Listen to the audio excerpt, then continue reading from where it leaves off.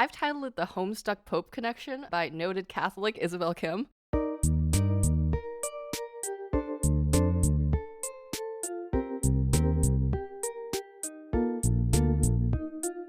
Welcome to Wow If True, the podcast of your wildest memes. We're your one-stop internet culture shop here to dissect what's going viral, why we care, and how this might affect our real human lives. I'm your girl gamer. I'm also a gamer girl. I'm Amanda. Anyone could be famous on the internet, so why not us? And I'm the Pope, Eric Silver. So last time Eric was on the pod, it was like me and Eric talking about Jewish stuff when Isabel was taking the bar. And then now it's like me and Eric just making fun of the Pope while Isabel is just kind of like, yeah, you guys are valid. Yeah, I'm like, you guys can make fun of the Pope. I'm also going to be making fun of the Pope. I'm talking about the Pope and like clowns and Undertale. Like, it's not good for the Pope on this show today. So we have a guest this week. He's not me this time, which is like, that's a big change. Everyone give Eric Silver from Multitude Productions, also Canva Warlock, who made our new icon, a round of applause. And Eric, I have one question for you. Two questions. Did you listen to the last episode? Yeah. Okay, related to that, how do you feel about Amanda calling you and Amanda our podcast mommy and daddy? Oh, that's right. Yeah, that's fine. Yeah, that's okay. We're living in the Wild West where mentors don't exist, so I guess that's fine. I wish I had a podcast mommy and daddy when I was coming up, but I also appreciate that this is the video game spectacular, and we haven't mentioned that at all yet. Like, that's why I'm here, is because I love talking about video games, and I never get the chance. But I'm like, no, we're talking about the Pope, which is the only thing I like talking about more than video games.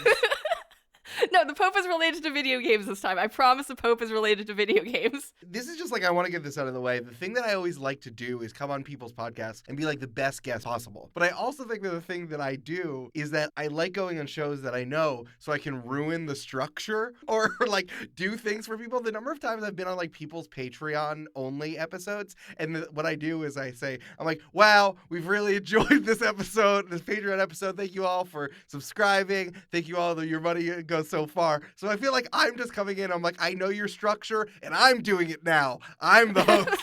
I'm the captain now. Oh, you're the Pope of the show, if you will. That's true. And the Pope is the king of Christians. Eric Silver, noted critique of how Christianity is simply everywhere in fantasy. The king of the Christians. Don't get me started. But yes, when I'm not making podcasts for Multitude, I am Dungeon Mastering Join the Party, a Dungeons & Dragons podcast that I think is very good and you should all listen to. I also think it's very good. Thank you. Isabel, catch up. I'm sorry, I'm so bad. I'm the worst podcast creator because I'm so bad at listening to podcasts when I don't have a commute. And because I have been simply inside, I've simply not listened to any of my podcasts. No, that's fair. That is like actually a big problem for the podcast community. And when you're not doing other stuff, mostly travel or like doing chores sucks even more now because you're inside. It's like, when am I going to listen to podcasts? I listen to podcasts when doing chores and or cooking and or playing video games. Speaking of video games. Transition! It's the merger acquisition spectacular.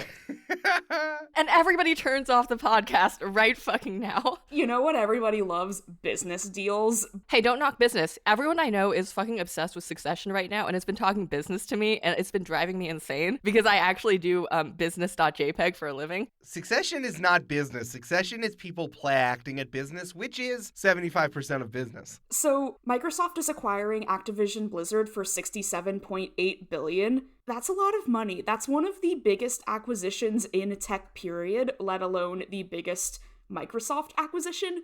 Like, when Facebook acquired WhatsApp, they paid $19 billion. And that's still a lot of money. But like $67.8 billion, which if you're not a gamer girl, we're not gonna gaslight gatekeep girl boss you from video games. Activision Blizzard is the company that makes stuff like Call of Duty and World of Warcraft and Candy Crush, weirdly, because they also own King. It's weird. This is very much the largest fish eating a medium-sized fish that has eaten a bunch of small fish. Activision bought Blizzard. So Activision, like the people who made Tony Hawk, bought Blizzard, the people who make Warcraft, and now now that's Activision Blizzard, but they bought King, which was the people who made Candy Crush. Speaking of video games, it's like that game that you play in the high school computer lab when they block everything, where you're the fishy and you eat all the fishies and then you grow bigger. Oh, I love that game. That's such a good game. Honestly, only real gamer girls know. Activision Blizzard is like, in the gaming community right now, it's just very much like, fuck Activision Blizzard, because they've been under investigation from the SEC and sued by the state of California for promoting a, quote, frat boy culture, which is very bad for women at the company. There were rape allegations within the company that CEO Bobby Kotick allegedly knew about and covered up and didn't do anything, and reports about that came out in July. And since then, there's been a ton of company walkouts and a ton of activism among Activision employees. That's a handful of a sentence. Yeah, say that 5 times fast. Activism among Activision employees. I didn't mean you actually had to. Okay. So that's been going on. There was a strike going on at Raven Software, which is another one of the 20 billion companies that Activision now owns. They had people on strike because there were unfair layoffs. And while all this is happening, then they're just like, surprise, we sold to Microsoft for $67.8 billion, which is an amount of money that I cannot begin to fathom. Is anyone else here sad that it's not 69? Yeah, it's just like throw another 1.2 billion in there. Yeah, come on, at this point, it's chump change. What's another $1.2 billion? I really like that we're on this show because, and this is no shade, and I have been trying to think of how I want to say this because I mean this truly. We're not covering the news here.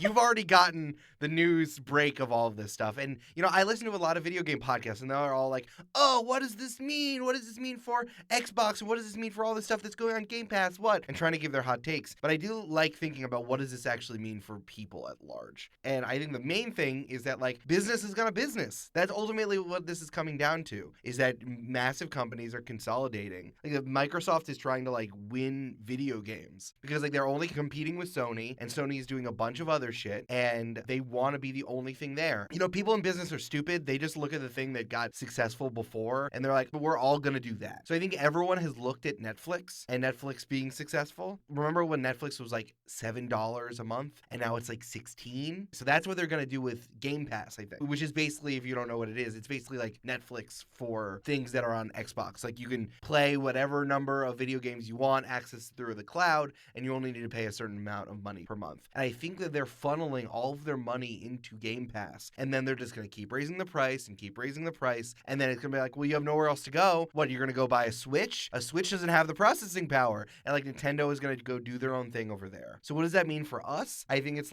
companies are going to company, and then we're going to be forced to follow what happens. The fact is that Microsoft is almost trying to wash Activision Blizzard of their scandal right now. Mm-hmm. And it doesn't even help because CEO Bobby Kotick fucking sucks. What a fucking herb. Covering up all this stuff. He's not a video games guy. He was a business guy who was brought in and has been running Activision for a very, very long time. And the only thing worse than a CEO who gets to jump off with their golden parachute is a CEO who stays being terrible and collecting that massive check. And that's what he's doing. And he's also pretending that the purchase didn't matter. They were always trying to figure out if they were going to sell themselves. But really, they're tainted goods, and they wanted to give it to a bigger company to try to fix them or do something or isolate them or something. So what's also interesting about that is that this isn't closing until 2023. So that's a significant amount of time. Contextually, you can have a simultaneous sign and close for these deals, or there can be some amount of time where people hash out a bunch of business points, and it's kind of annoying for me, the law guy involved, but that's fine. Stuff could change. That is important, though. That's very important because Bobby Kotick is going to stay on. Everyone has been calling for him to step down because, Activision Blizzard mired in all these controversies. The state of California told them to fucking stop it, which is wild. And everyone was trying to get him to step down, and lots of people around video games have said that, including possibly Phil Spencer, the guy who runs Microsoft Gaming. Basically, he's the head of the Xbox brand. And people are like, oh, look at this good business guy, because he loves video games and he's a cool person. However, Phil Spencer only said that Bobby Kotick should step down to his personal staff. He didn't make an announcement about that. And Amanda, if you you don't actually say it to a journalist and you just say it in your office, it's not actually a thing. It doesn't mean anything. It's just a thing you say at the office offhand. It doesn't actually hold any water in terms of statement.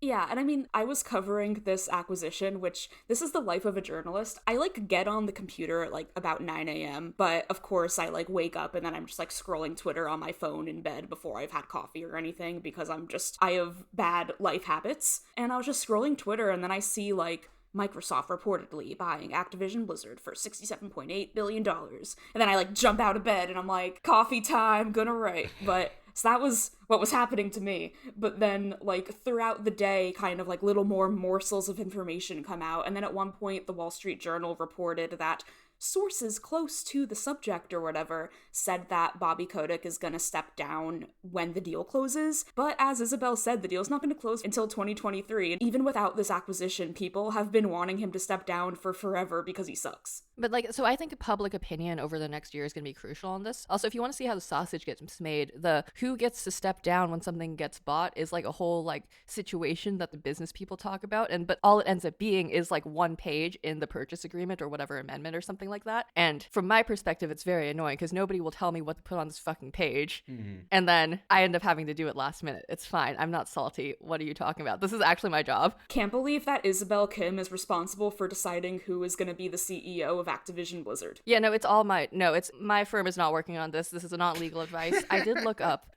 some of the law stuff that was going on here. And what was interesting to me, actually, because this is kind of interesting from a legal perspective, because first of all, there's a bunch of really big firms involved. I work at a big firm. These are all really big firms and a lot of partners involved. And contextually, usually there's one or two partners from a firm who are working on something. These had 3 or 4 from what it was seeming from all the reporting that I looked at, some of which was Amanda's. The other thing here that I think is kind of interesting to talk about is why this acquisition is probably going to go through, because I think this is going to go through and I don't think it's going to get slapped for antitrust reasons, even though it's a huge deal and clearly a huge consolidation. Before we go fully into business things, I just want to say that this is probably one of the 10 biggest things to happen in video games. Mm-hmm. We are going to remember this for a very long time. This is a harbinger of things to come. This is going to see how all this stuff shakes out. This is massive in terms of video games. And all video games is a bunch of companies moving things around and then making software for you to buy and enjoy. So there is some element of business horse race involved in it. And hopefully we don't end up getting fucked at the end of it, because there's really only 3 big companies now, and Ubisoft also has their own problems. So, when things get consolidated, stuff gets worse. So let's just see what happens with these video games. And if people are just going to buy them, it doesn't even matter. Call of Duty has been kind of meh for a very long time, but they're just going to keep churning it out every single year. And there's not really anything that's going to change. Right. Because as long as people are buying the product, there's no incentive for big companies to innovate in any way. I think that's one of the bad things when you have a field that has only 2 or 3 big conglomerates. It's nobody's incentivized to actually compete. God, I sound like I went to business school. I did not go to business school. No, I think it's true. I mean, capitalism doesn't actually, what do they say? Capitalism breeds innovation? No, it doesn't. It just gets you to go to the bottom line. So it's just going to be Sony and Microsoft continuing to try to undercut each other and battle it out. And then Nintendo is going to be isolationist in the way that they are. They're just going to do their thing, but increasingly just do Nintendo things because they're the alternative. So they don't have to give people good online experiences, or they don't need to make things user-friendly, or they are going to keep putting out these stupid fucking Mario movies. I'm so excited for that movie to come out so we can talk about it on the podcast, but that's in another year. It's going to be so bad. It's going to be so stupid. I'm going to go see it, man. I am. For sure. I'll come to New York and we can all see it together. That sounds incredible. You record it while we're watching it. Let's just have a microphone there. Yeah, just have a mic on. I'm sure everybody around us will love that. Nothing's worse than podcasting people that make podcasts in a movie theater. And then you at home can listen to it while watching the movie, and it'll just be a better experience for you. It's true. We'll sync up. And then we'll get sued by Nintendo. And then Isabel will be our lawyer. No, and then we'll lose. Nintendo has big fucking lawyers. We'll lose immediately. We have Isabel. We will lose. Like, point blank, we will fucking lose. Yeah, so I think my big questions for you, Isabel, are one, Bobby Kotick is going to stay on until 2023, and like this is his cover for it, which is insane, right? And two, yeah, what is going on with the American government? I feel like they won't go for antitrust because why would the American government enforce their own laws on businesses? Okay, so yeah, I think he's going to stay on until 2023, but I think it's also going to just depend on like a combination of public opinion and also just internal company stuff. Like, I can't predict this one. Mm-hmm. I just know that until 2023, there's still a chance that he might get yeeted because until it closes, anything can be changed. I guess things can be changed after it closes too. It's just a little more complicated. But what's really, I think what they really care about from the business perspective is, does he seem like enough of a liability? And do the lawsuits surrounding his whole situation seem like too much of a liability? Right. This is the parts I don't like about law, where it's like it becomes more of like a mechanical, like cost-benefit situation of the money rather than actually, is this guy good for the community, or is he good for the company culture, or is he good for like people who are actually like doing their fucking jobs? It's gonna come down to a business decision on like executives' parts, and I think low-key, unless there's like a lot of outcry, he's gonna probably stay on. It almost sounds as though you're implying that business people care more about profits than people. What? How dare you? Shocking, I know. I would never say that about business people. What are you talking about? They're all, ethical and good, and they care about their friends. How fucking dare you? Why would you insult my invisible friend, capitalism, who's right here and is in our conversation? How fucking dare you? The other thing is, I don't think that the government is going to slap this acquisition with anything, despite it being fucking huge, because I think they're going to look at it from a vertical integration perspective and not a horizontal one. Right. So for everyone at home, this is where I bust out that those 2 classes I took on law and econ and talk about how basically, God, I can't believe I'm a person that took like law and econ. It's fine. I'm regular. You're a lawyer. That's what lawyers do. I'm not your lawyer. I'm nobody's lawyer except for the firms. No, Isabel is a person who went to law school, graduated, took the bar, passed, took the ethics exam, barely passed, allegedly, and still needs to file paperwork before we can say she's a lawyer, or else the New York bar, who the New York bar listens to Wow If True, is going to be like, hey guys, that's illegal. I just find it so funny how Isabel's like, wow, I'm just like one of those people who took a class at law school for law and econ, like so quirky, right? I'm like, no, that's what lawyers do.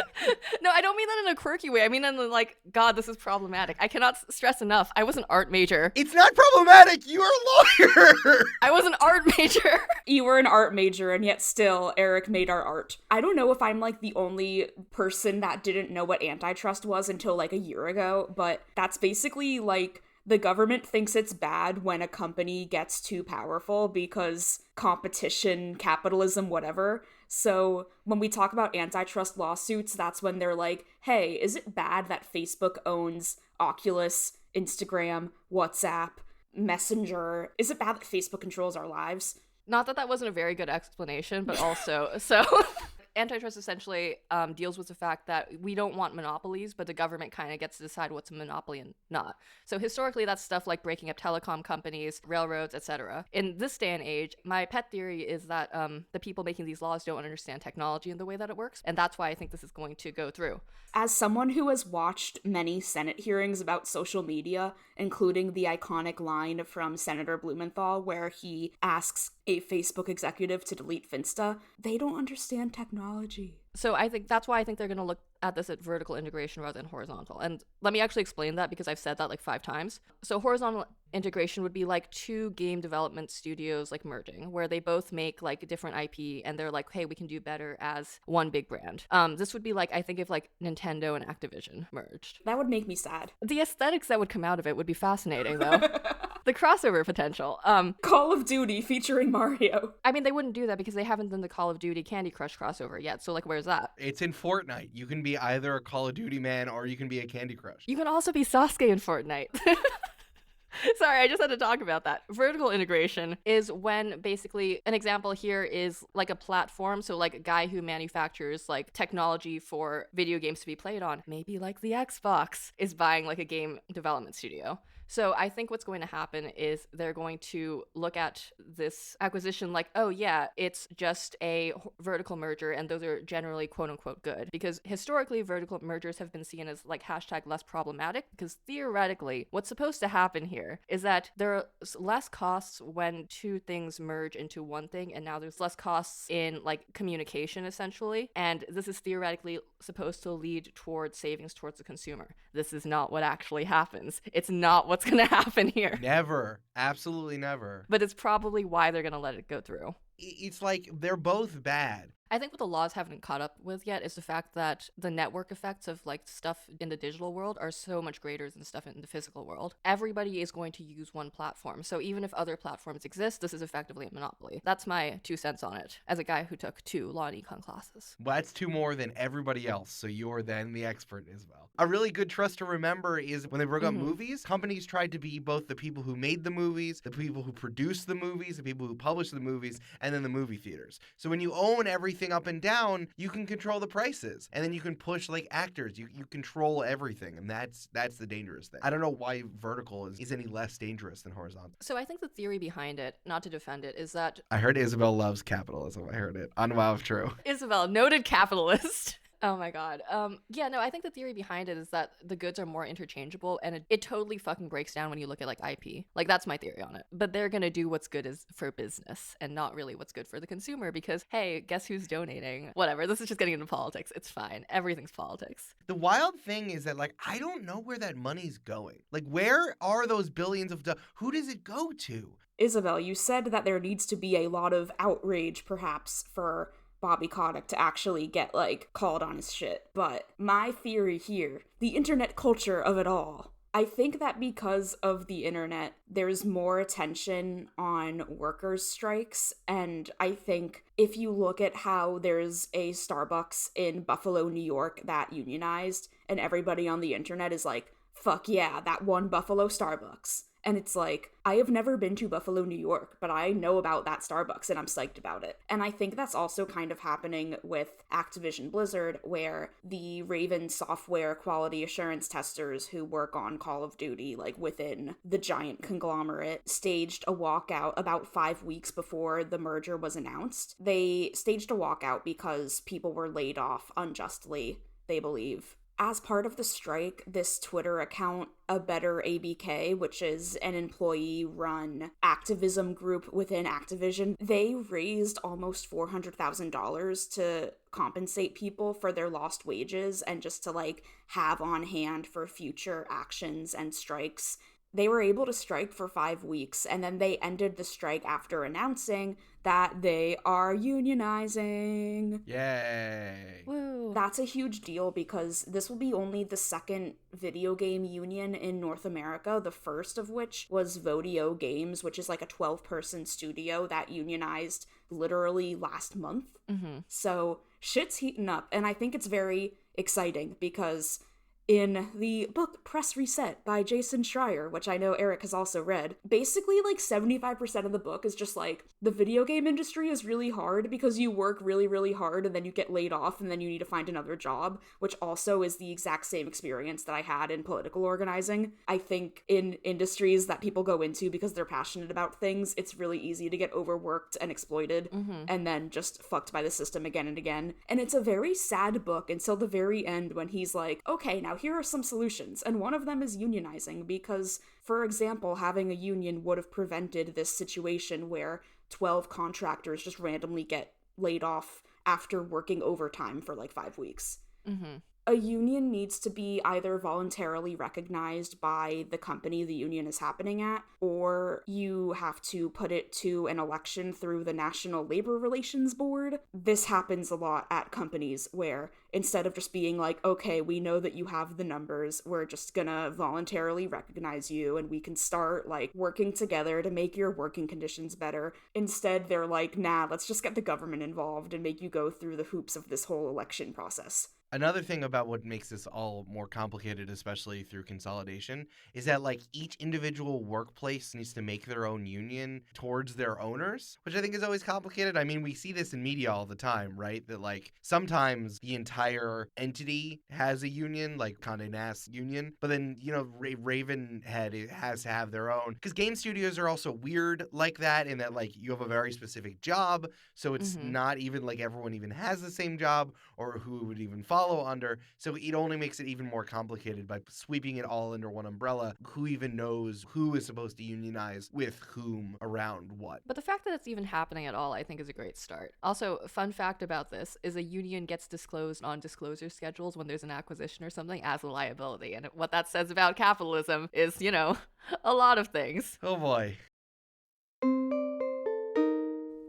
Hello, you've reached the ad break, and this is also where I say that we have a couple pieces of breaking news that have happened since recording. 1. Sony is acquiring Bungie, the studio that creates Destiny, in a $3.6 billion deal. Truly, everything is being acquired. Next, the FTC is indeed investigating the Microsoft Activision deal. You know, I personally think another deal that the FTC should be investigating is, wait for it, yesterday the New York Times bought Wordle. I don't know, man, it's been a wild week over here. Enjoy our extremely unhinged ad, which Isabel refers to as a Mabimbam style ad. Isabel, quick, what are you reading right now? Okay, shockingly, not fanfic. I'm actually reading the Encrypted series all the way through.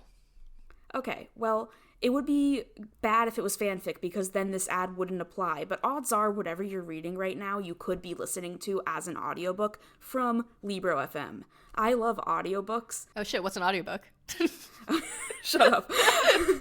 I love audiobooks because you can listen to them while you're doing other things, and I'm a busy gal. You could call me a girl boss. No, you shouldn't. I'm trying to stop saying girl boss. But I listen to audiobooks while I'm like cooking and cleaning or going on a walk playing Pokemon Go. Basically any mundane task, you can make it more fun by listening to an audiobook. I just had a horrible thought. I feel like we're diluting our listener, like the share of ear time that we could get from our listeners, because that's all the stuff you could do while listening to a podcast.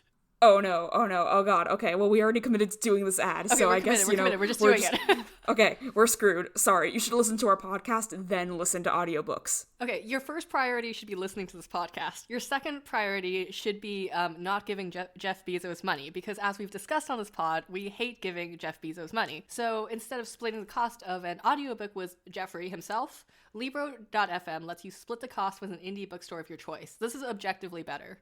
Yeah, and also, we're editorializing. Just for the record, Libro FM's ad copy doesn't say, fuck Jeff Bezos, but it does say, ahem, friends, Romans, countrymen, just kidding. It says, Libro FM lets you purchase audiobooks directly from your favorite local bookstore. You can pick from more than 250,000 audiobooks, including bestsellers and recommendations from booksellers. You'll get the same audiobooks at the same price as the largest audiobook company out there. You know the name. See, they don't want you to say it, but we're saying, like, fuck Jeff Bezos. But you'll be part of a different story, one that supports community. No, but, like, we say fuck Jeff Bezos all the time, and also I realized I was pronouncing his name wrong this entire time, but I think that's fine. I think that's actually on brand. It's what he deserves. Yeah, he doesn't deserve your attention. But this ad is extremely genuine because I actually am a Libro FM stan. Like, I use Libro FM all the time. It is the same price as Audible, the bad audiobook company. It is $14.99 a month. But wait for it. I'm waiting. Come on.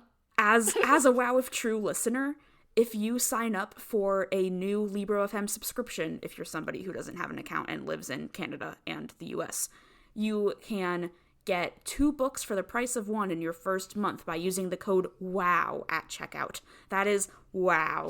W-O-W. WOW. As in wow if true.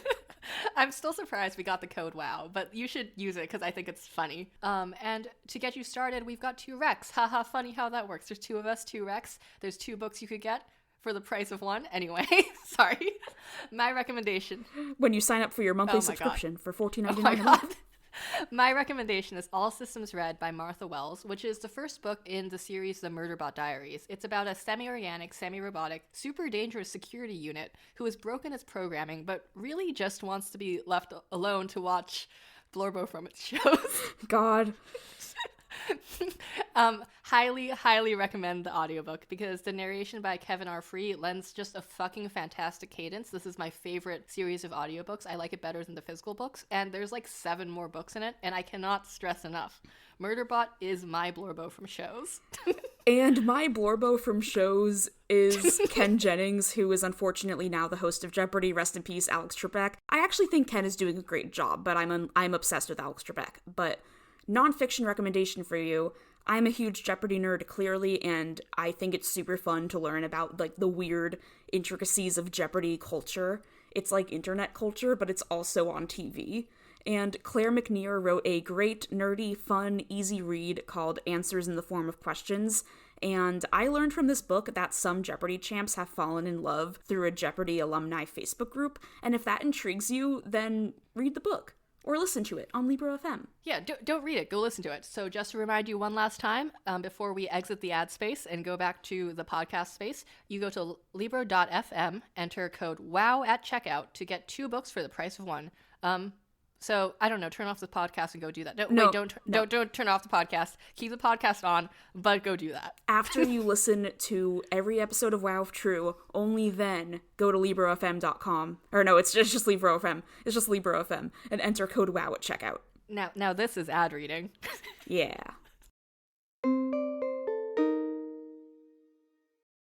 Can we talk about the Pope instead? Somehow the Pope is less depressing than talking about this. A much less fucked up thing, the Catholic Church. Greatest hits. Okay, yeah, so this is going to be about, I've titled it The Homestuck Pope Connection by noted Catholic Isabel Kim. Fun fact, I am Catholic because you know that thing where missionaries will like go to places and then they'll convert certain sectors of the population? My family got hit by the Catholicism in Korea, so that's why I'm Catholic. You mean Christianity? Yeah, I've heard of it. If that wasn't directed at you, that was directed at the listeners. Jesus. I don't know, we're Jewish, we don't know shit. Yeah, Amanda and I are like, huh? You mean like in Judaism where you have to ask 3 times and then a rabbi will go, oh, all right.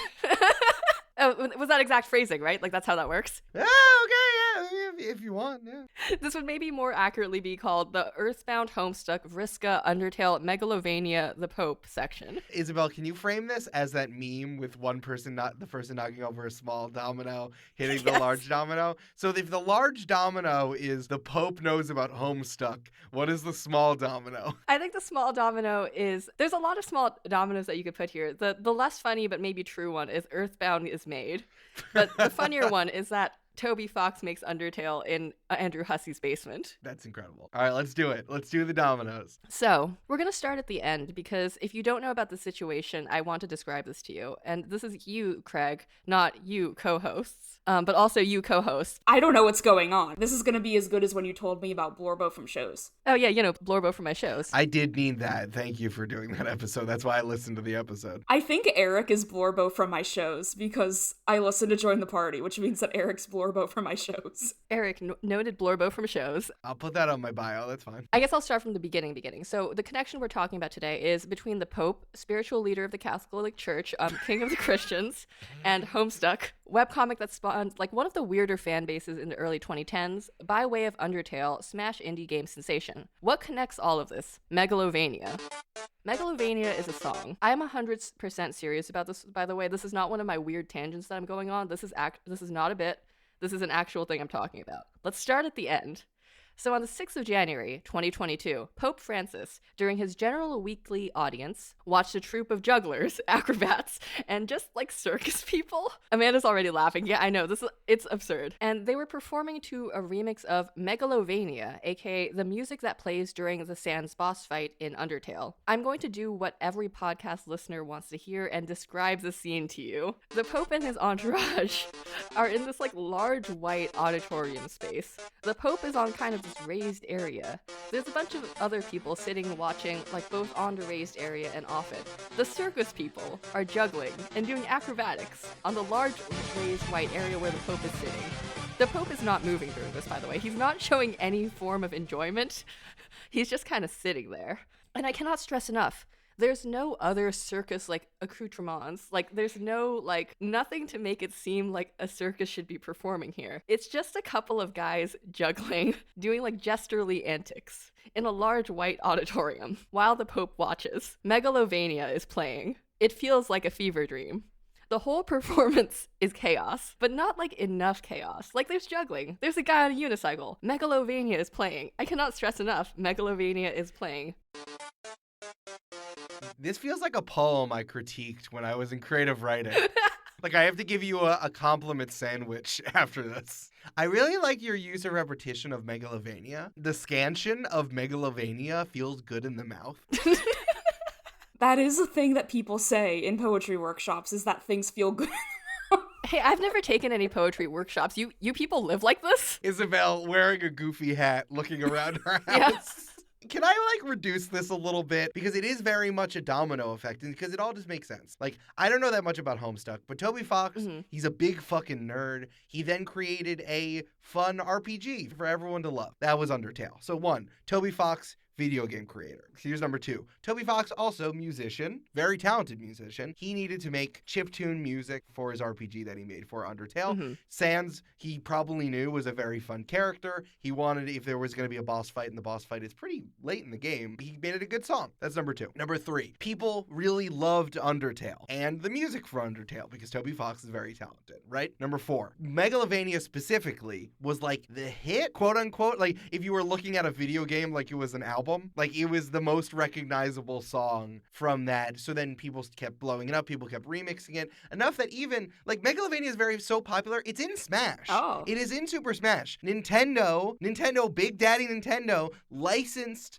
Megalovania from this guy and put it in Super Smash Bros. Ultimate. That's huge. Sans is also there, just so everybody knows. It is canon that Toby Fox wrote this and Andrew Hussey, creator of Homestuck's Basement. Well, I'll get to that, but Eric, finish first. Megalovania, very, very, very popular. So popular that here, this circus troupe decided to use it as music for their thing, which makes sense because it's a very popular song with no lyrics. Another thing. And then, of course, circus troupe decided to perform for the Pope. Weird, but not that strange because lots of people do random shit for the Pope. And now, when you look all the way down the line, is that fucking the Pope listened to Toby Fox's song that he wrote for his video game that got really popular. And also, now there's a Homestuck connection. It's just so funny. It is a fever dream because there are so many individual small decisions that had to get to this moment, and it blew up into something that makes absolutely no fucking sense, right? This stuff just makes me really happy. It's just so funny. It should make you happy. It's a wonderful human experience that could have never existed without an insane chain of very reasonable domino effects. Exactly. This is like the only time that Homestuck has made me happy. Speaking of Homestuck, okay, there's 2 additional details, pieces of color I would like to give this conversation. The 2 interesting things here are first the Homestuck connection, which we'll get back to at the end because that's kind of like where this all begins, the primordial soup of it all. The other thing is that this is not the first Undertale-Pope connection. Amanda just like sighed and put her hand on her forehead. Yes. In 2016, YouTube gamer MatPat gave the Pope a Steam code to the game Undertale because he felt that the game represented the same themes of forgiveness and compassion that the Pope alluded to in a speech he made. I that's not necessarily too bad. I feel like that's actually it's weird. Does the Pope play video games? Well, see, that's the other question. Did the Pope play Undertale? Probably not. Okay, this might be a total tangent. Apparently there's a scene in Fleabag season 2 where somebody... What?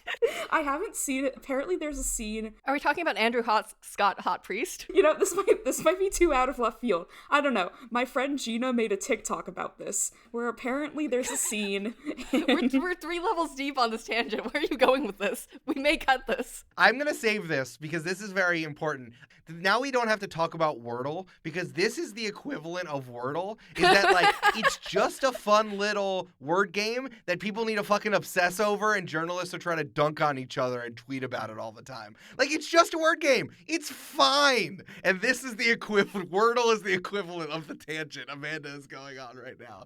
I understand everything about Wordle now. Thank you. That's all you really need to know. Now we don't have to talk about Wordle for the rest of the episode. We're done. You making a reference to Hot Priest is the same thing as trying to talk about Wordle. I don't know how we got there. That's not where I was going with my TikTok tangent, but now I'm just gonna not go on that tangent. Finish the thought. Now we need to know. So apparently there's a scene in season 2 of Fleabag where somebody masturbates to Barack Obama. I knew that's where you were gonna go. Why was this related? But on Barack Obama's favorite media list, he listed Fleabag season 2. And then my friend made a TikTok being like, so what does Obama think about that scene? That's really weird. But that kind of feels related to this whole Pope thing. This is not related. No, but the Pope is not in Undertale. Sans from Undertale isn't like, here's my brother Papyrus, and here's the Pope. Hey, I can leave this all back together. Oh my God. Barack Obama is in Homestuck. That's true. He is. I don't know how to recover from that tangent. What is the Homestuck connection here? I know that there is one. What's the connection between Homestuck and Undertale? The Undertale-Homestuck connection is really strong if you're anyone who consumed any Homestuck media between like 2009 through 2014. This is because, Toby Radiation Fox was actually a huge Homestuck music creator during that time period, and a lot of his music was used in Homestuck because Homestuck isn't just a webcomic, it's a multimedia experience. It is also a ruiner of lives, but that's a different story. So I'm not exaggerating when I say that Undertale was like basically started in Andrew Hussy's basement, and anyone who was into Homestuck fandom treats Toby Fox as, hey, it's my boy Radiation, we went to Homestuck together. And the reason I'm saying that in relation to Megalovania is because Megalovania was one of its iterations, its earlier iterations, was actually in Homestuck as one of like the big hit songs there. So it is also associated with the character Vriska, which is the most problematic character that came out of Homestuck that caused just so much discourse on the internet. Like, I would call Vriska the anti-Pope. Wow. So basically what I'm saying is that before Megalovania was associated with Sans, it was associated with Vriska. And because the version that was played for the Pope was not the Sans Undertale version, it was a different remix, people were talking about it being the Homestuck version. It was not the Homestuck version. There is a Homestuck version? Yeah, because the Homestuck version came before the Undertale version. Oh, okay. Sorry. I thought that there was like 3.0 is the Homestuck version, not the 0.0.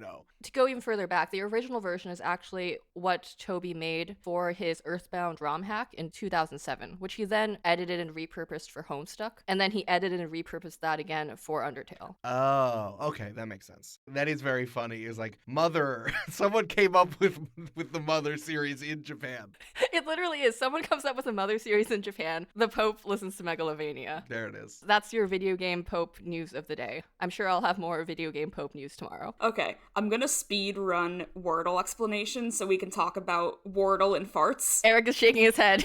He does not want to do this. We don't have to. The New York Times is on it, Amanda. She can't be stopped.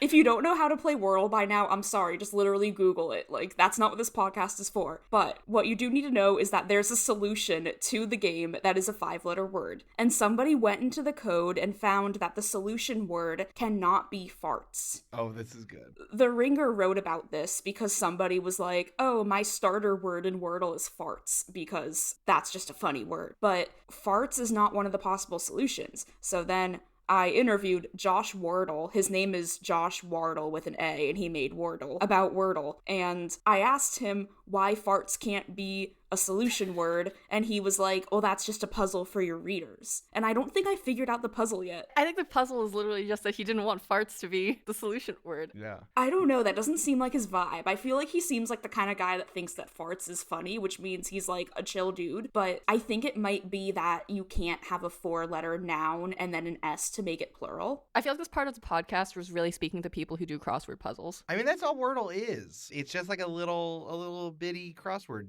doohickey. I'm really tired of Wordle. Just mute it. No, that's not what I'm saying. I'm tired of Wordle because people are using it as another way for them to flex on each other that they're smarter, specifically people in the media, people on Twitter who try to point out how smart they are. Like, it's fine, just do it. It's a little word puzzle, but like, it is once again one of these things that people need to do to like tell each other that they're better than each other. I just think it's fun. You can totally think it's fun. And you can also tweet about it. That's fine. Someone's being defensive.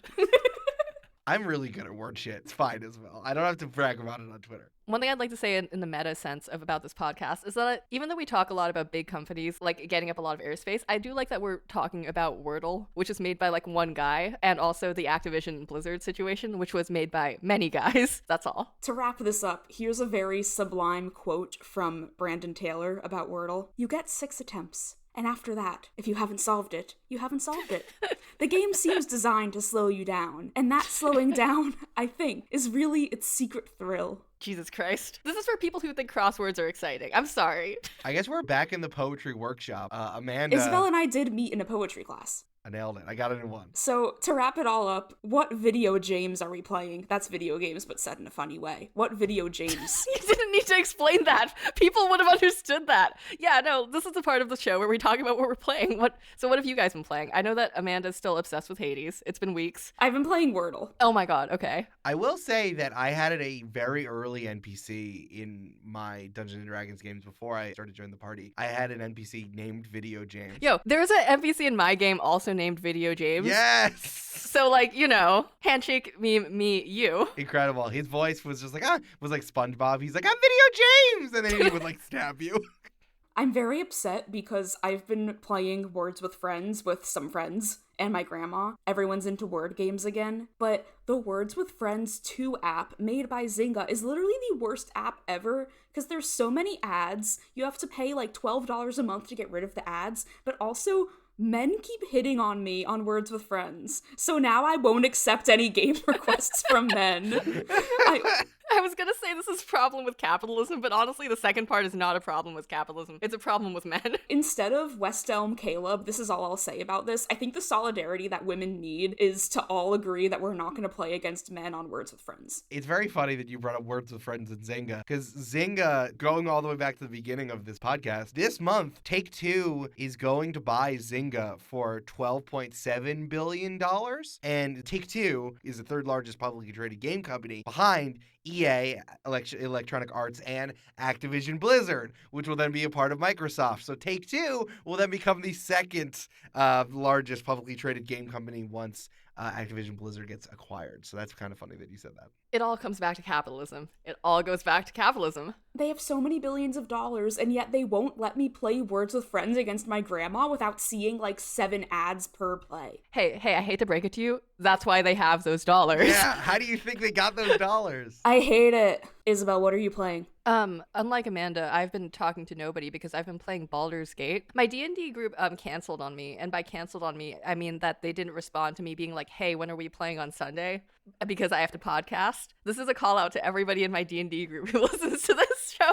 Hey, Isabel, you know what's a D&D group that will never cancel on you? Join the party, because it's already recorded and it definitely comes out every week. Yeah, maybe I should check that out instead of stares in looking at my friends. No, but that's why I started playing Baldur's Gate, is because it was D&D adjacent, and it's been a while since I've piloted around the fun little guy to cast spells with. I don't have anything funny to say about that. I'm playing my D&D character in it, which is cringe as hell. I mean, Baldur's Gate is made by the D&D people, so, like, that makes sense. That's what they want you to do. But I'm also kind of like, this is a worse version of Disco Elysium. But Disco Elysium is actually like an enhanced version of the genre of games that starts with like Baldur's Gate and just like TTRPGs. Oh god, Disco Elysium is so good. Eric, what are you playing? Well, it's funny that you said that you say Hades and Disco Elysium, because I have been falling back in love with the king of games, Amanda and my child, my fiance, Amanda McLaughlin, and my child, the king of games. Who on this podcast you've said you won't give her a blood necklace. And now Machine Gun Kelly and Megan Fox are also engaged,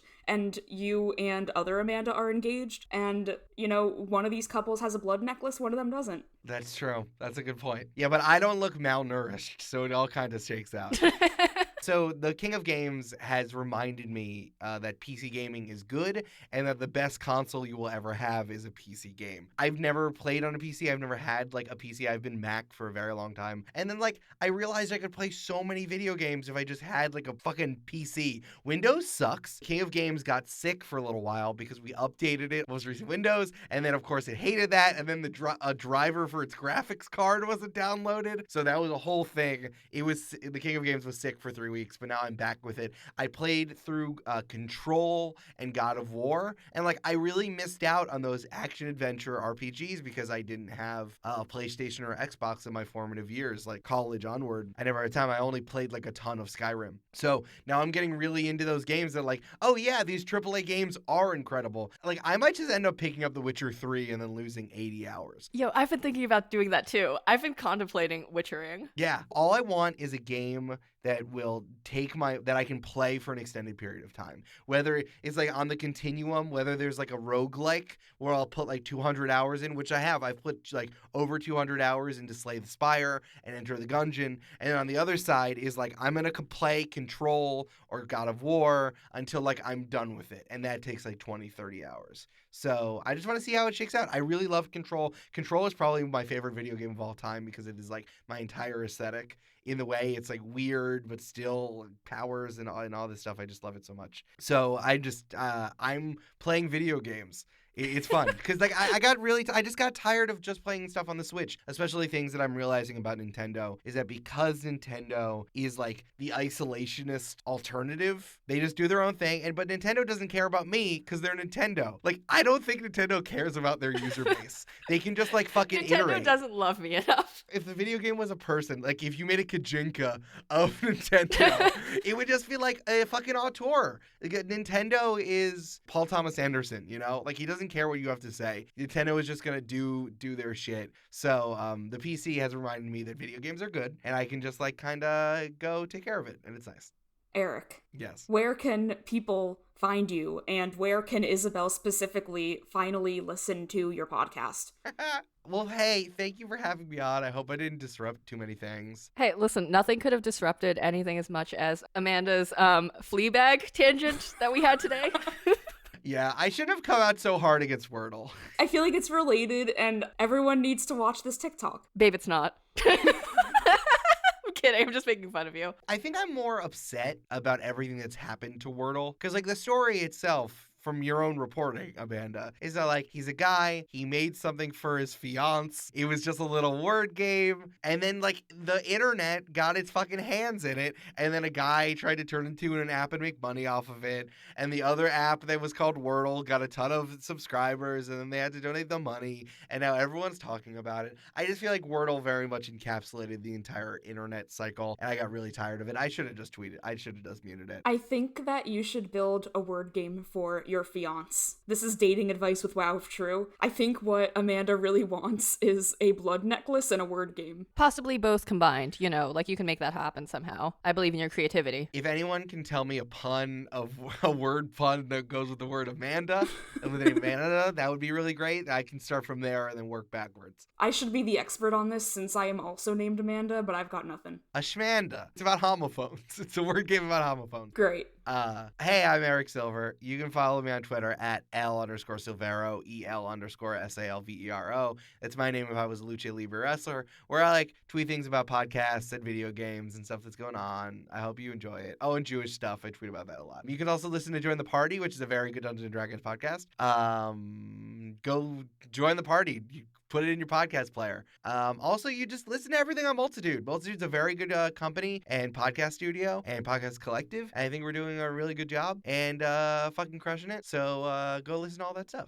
Yeah, you're crushing big Spotify. Yeah, we're single-handedly taking down Spotify. Minimum of capitalism, maximum of content. What could be more romantic than giving your partner a blood necklace and then taking on big Spotify? Honestly, nothing.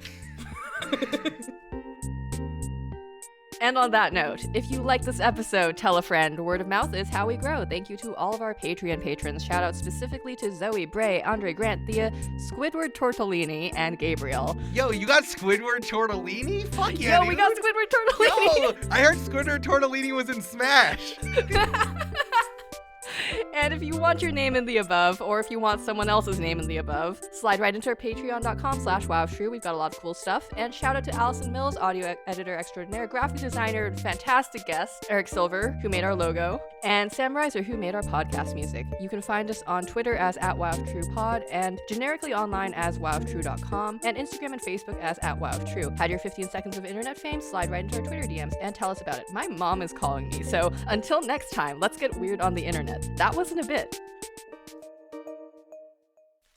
Hi, I'm podcasting. No, keep this in.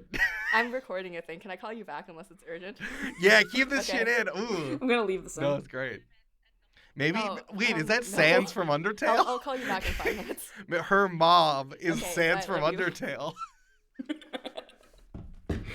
Oh my I God. thought that was funny, which is why I said that. Was that the but it was true. Pope telling you about how far he is in Undertale? Is he playing Deltarune? Hey, you know what's fucked up? Pope did the genocide route. Pope did the genocide route. I don't know what that means, but that's fucked up and sounds Catholic. Fuck. So the funniest thing, I think the thing that we left out about the Pope is that who is more fervent and angry when you do something that they dislike? Undertale fans or Catholics?